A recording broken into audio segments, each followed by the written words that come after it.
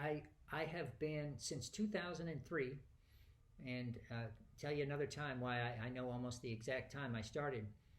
I started giving myself to longer periods of praise and worship to develop this.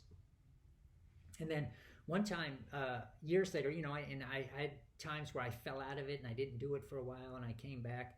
Um, but for the most part, I was pretty good with it. But during one season, I noticed where, you know, I I could kind of tell there was kind of 3 seasons where I kind of was more on the depressed side for longer periods of time. And the Holy Spirit bore witness in me at the time I was thinking about that those 3 times of depression corresponded exactly with 3 times where I kind of let my praise and worship routine kind of slip. And do you know what? I never fell out again for all practical purposes. I never fell out again. And you know what? For all practical purposes, I never had a bad day since. There was one time where I was on vacation where I justified to myself, I had involved a lot of camping and hiking. So I said, oh, well, I really don't have time to put in the worship. And I kind of let it slip. I did it a little bit. And I could kind of see depression trying to come back in on me there. But for all practical purposes, or at least say 98% of the time, I never had a bad day since because I stayed with praise and worship and maintained peace. And even when I was tempted, of course, it doesn't mean I wasn't tempted to have a bad day, of course. My God, I'm tempted all the time to have a bad day. But even if there's times where, and I don't want to say I don't feel the peace because I do, but even if it still seems like trouble is trying to come on me, even if you wouldn't technically say, oh, I feel peaceful, there's still a quietness. There is it's hard to explain, but whatever's trying to get in is not getting in, and I make it through whatever trial comes my way. And because I stood in faith, then I end up getting exalted further into God. That's the sufficiency of grace. 2 Corinthians 12, when Paul was having all that trouble with the devil trying to take him out, that messenger sent from Satan, and he says, God, you got to get this thing off me. You got to get these troubles to stop. And God says, my grace is sufficient for thee, for my strength is made perfect in weakness. And Paul got a hold of that, and he's like, all the more, therefore, I'd rather glory in my infirmities, that the power of Christ rest upon me.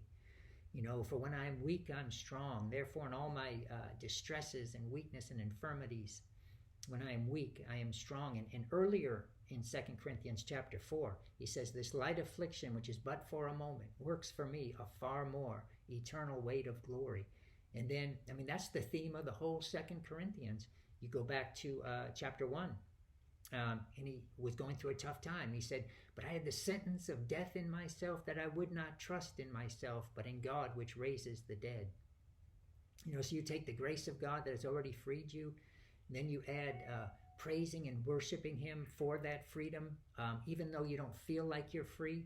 And then you'll find that grace comes in a sufficiency, and your dependency leaves what you can do in and of yourself, because you have no avenue. You can see this isn't working, but your dependency leaves yourself and is put onto God.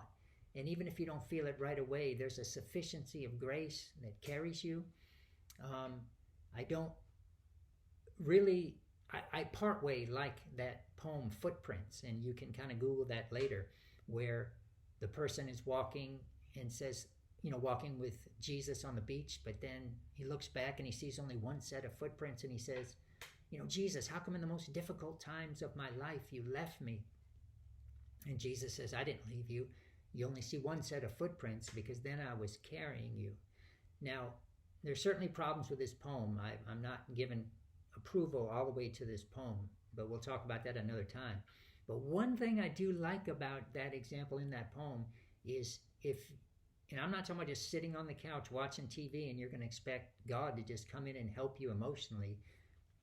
No, you're waiting on God is an active thing. But if you are spending quality time, at least trying to praise and worship him and give yourself to things that help you, you'll find out that even if you don't feel like you're free, you're being sustained, you're being strengthened, and you'll get through that, and you'll turn around and look back, and you'll be like, my gosh, yeah, there is, that was a difficult time in my life, and there is one set of footprints, and your flesh will be like, oh, well, God's left you, but you'll kind of know, you're like, my God, Jesus, you were carrying me.